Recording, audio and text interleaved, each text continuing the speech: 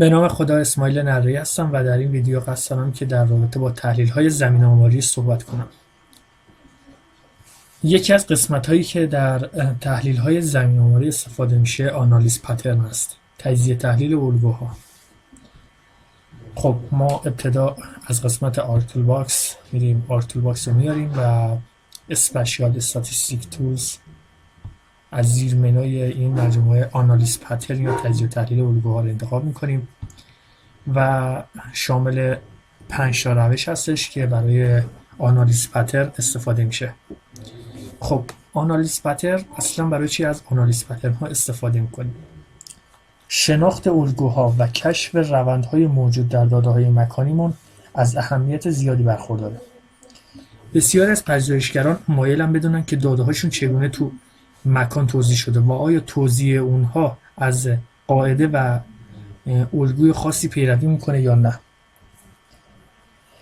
به همین دلیل از آنالیز پترن استفاده میشه. در واقع هدف اصلی تجزیه تحلیل ها اینه که بدونیم که آیا داده هامون در مکان به صورت خوشه‌ای، به صورت پراکنده یا به صورت تصادفی توزیع شده، که باعث میشه که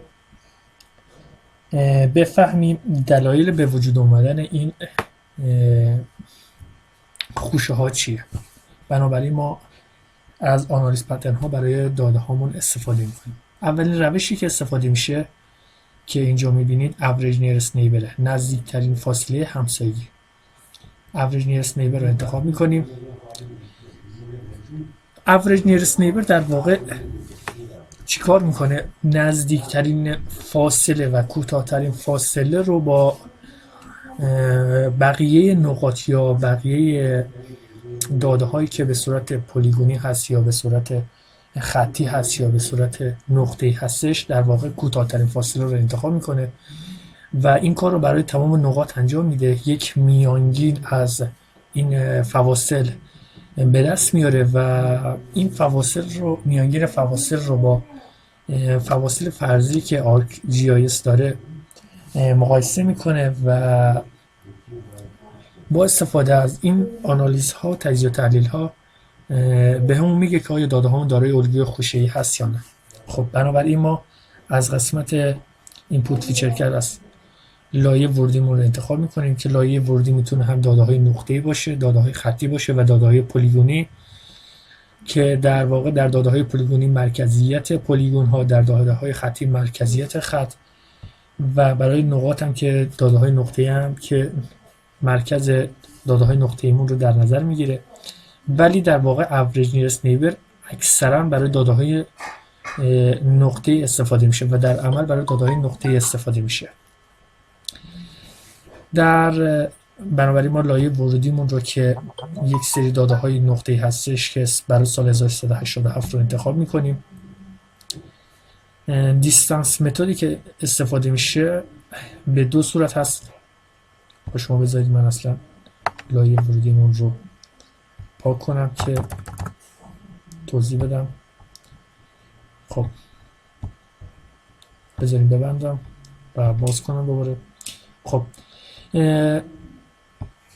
دیستانس متدی که استفاده میشه به دو صورت هست، یا به صورت برای فواصل اقلیدوسی هستش یا به صورت دیستانس مهمتن که برای فاصله اقلیدوسی در واقع کوتاه‌ترین فاصله بین دو نقطه رو مورد ارزیابی قرار میده و فاصله مهمتن در واقع اختلاف بین x ها و اختلاف بین y ها هستش که در واقع ابسولوت x2 منهای x1 به اضافه ابسولوت y2 منهای y1.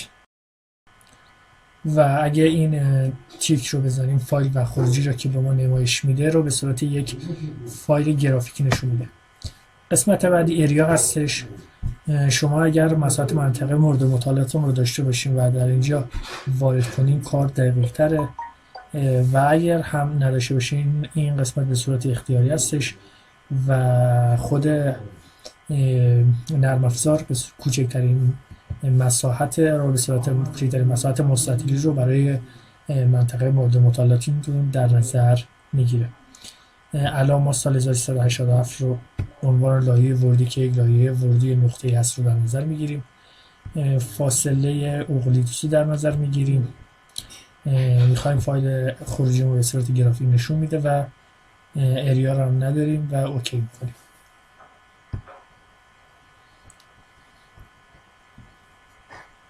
صبر میکنیم تا یه پیغامی به ما بده. شما پیغام رو میبینید که به صورت سبز رنگ هستش. روی این کلیک میکنیم و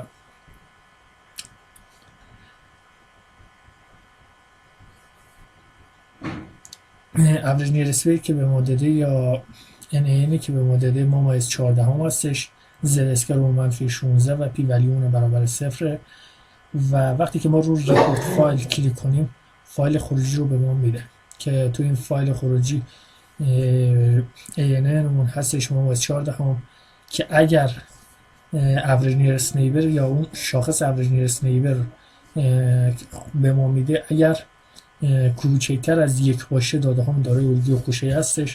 اگر بزرگتر از یک باشه داده هامون دارای الگوی پراکنده و اگر یک باشه داده هامون دارای الگوی تصادفی هستش که شما اینجا میبینید زد اسکوئر منفی 16 هستش، پی ولیومون 0 و تو لیول های مختلف میبینید اگر بین پی ولیومون 1 دهم باشه و زد اسکوئر از 1.65 تا 1.96 باشه به بالا که این پایین میبینید داده همون دارای الگوی پراکنده هستش. اگر به صورت زرد رنگ باشه که به صورت رندوم زد اسکوئرش بین 1.65 تا باشه داده همون دارای الگوی تصادفی هست و کمتر از این هم که میبینید زد اسکوئرهای کمتر از 1.65 هم به صورت کلاستر هستش و در کل نشون میده که داده هامون دارای الگوی خوشه برای سال 1387 هستش و در نهایت ممنون از توجهتون.